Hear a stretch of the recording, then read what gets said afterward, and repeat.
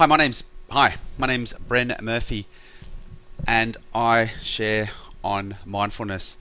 And today I'm talking about the idea of shame, or the feeling of shame, or the burden of shame, and how mindfulness has helped me release it and let it go. For me, shame is best characterized, looking back through my whole life, as the saying when people go, "Oh, isn't it a shame that something?" Or, "Oh, such a shame that you can't go there anymore." Or sayings like, "Yeah, isn't it a shame that Bobby wasn't still alive?" So it's that idea of saying a moment or an experience is somehow less than it could have been if something wasn't shameful. Okay? And it's become so entrenched in such a part of just the normal vocabulary that people say. Just this past Christmas, someone said to me, "Are you speaking to your mother?" And I said, "Oh no, I haven't spoken to her. She hasn't called me for 3 years now. She hasn't even spoken to my youngest daughter who was born." And the person goes, "Oh, isn't that a shame?" And I was triggered. I went, "A shame for me? I'm not ashamed of it. And I don't think you should be judging that it's shameful for me to feel it either. It's not an opportunity to bring shame into it at all. That's a completely different dynamic, a completely different relationship that's being dealt with in a certain way. But to attach shame so carelessly, so isn't that a shame? As if it's just, we'll just lob some shame over there, and then I'm supposed to go, "Yeah, it's a shame," or am I supposed to take it on and go, "Yeah," and feel guilty and feel burdened and feel, that's another thing I've let myself down, or I've failed, or I haven't performed ideally. What I'm saying is that's not shame. Being mindful and being assertive, I knew that I had to respond immediately and say, actually, I don't feel any shame over that situation at all. The situation is what it is, and it's not for you to say that it's shameful, or for anyone else to sort of judge it as it's shameful. And I did say that across the dinner table with 12 people sitting around, and it was, as they say, one of those awkward moments. But I will not tolerate shame, the word shame, being used pretty much at all these days. It's one of those toxic words that doesn't serve any purpose other than entrenching old, stale thought patterns. Or for me, when it was said at Christmas, it was like saying, "Oh, that's right, your family situation is a shame and a mess, and you should be embarrassed because you couldn't work it out."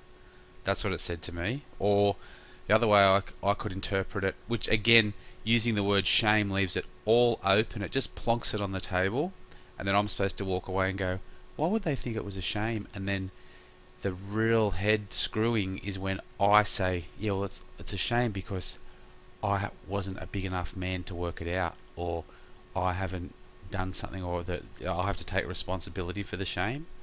So now, whenever I hear the word shame, I call it out and say, "No, it's not a shame." Things to be ashamed of are, it's a legacy, it's a lasting, like blackened earth after a fire that's not fertile. That's shame. And there just is no such thing as shame. Because one thing we know with life is that life goes on, and a shameful episode or experience, guess what? It's pretty much forgotten as soon as it happens, unless it is tagged and compared and judged as shameful from that point on by other people around. So the only way it retains its shame status is by you saying things like, "Oh, it's a shame." You calling it that it's a shame. So yeah, as a rule, I'm very guarded with the word shame, and anything in my life is never shameful. It is, it could be improved, or it could be worked on, or it's an opportunity for growth, or it's disappointing. It turned out it was less wasn't what we expected, but it's never a fixed thing like shame or shameful. So that was a really powerful moment. And bringing that back to the mindfulness, being mindful is being in the moment and being able to release that feeling, or people when they try and tag you with shame, to say, actually no, I'm not shamed at all. The situation or the circumstance is what it is, and if you choose to see it as a shameful event, that is your choice. But I don't have shame in my sort of vocabulary, I think. But in saying that, I also have to call it out instantly as well, and let them know that I don't do shame. People don't shame me, and I'm not ashamed of things. So that's very mindful practice for me.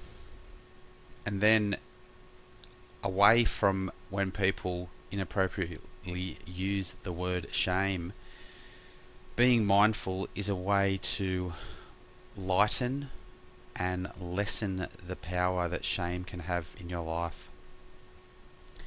Coming from a healing or a recovery background, there is still a blanket, a heavy fog of shame and stigma around any addiction, around any recovery, as though being in recovery is just a lack of willpower and a lack of character, as though being addicted to really addictive substances is not an environmental thing or a chemical thing. It's actually just a pure personality weakness that means, so if you got addicted, you're weak personally, and you get that label forever. That was one area I was tagged with shame. Another area I was tagged with shame that I let go of is when I was brave and courageous enough to say that I was suffering from depression as a 20-year-old, and to say that to my family, and to be told, and to notice the shock horror of family members who's from that point on, the shame of being depressed, or it wasn't even called depressed, it was called a nutcase, or soft, or inadequate, or weak-willed. Again, it was a character flaw.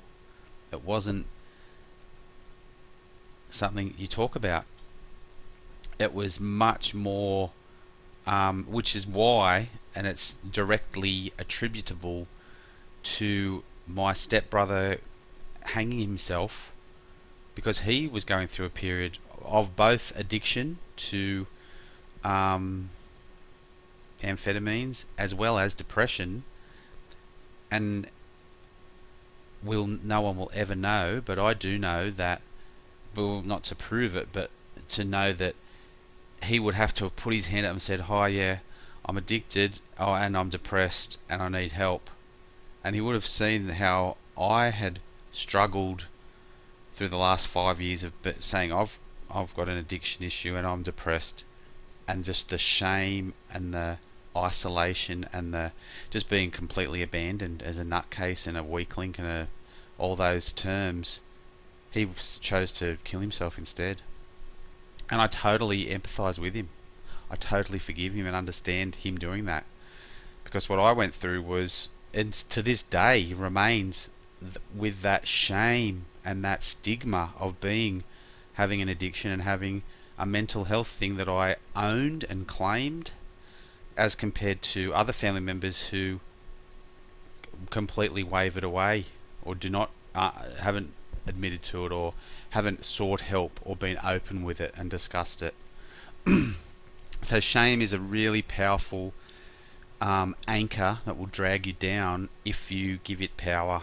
And for me, coming to terms with the shame I had been handed, and actually handing it back or sidestepping it, or allowing it to flow onwards and not just owning it and carrying it with me has been a massive result of working with mindfulness and being able to set aside thoughts and emotions and judgments and comparisons and come back to being in the body and being in the present. My name's Bren Murphy. You can read more on my blog brenmurphy.net. Thank you.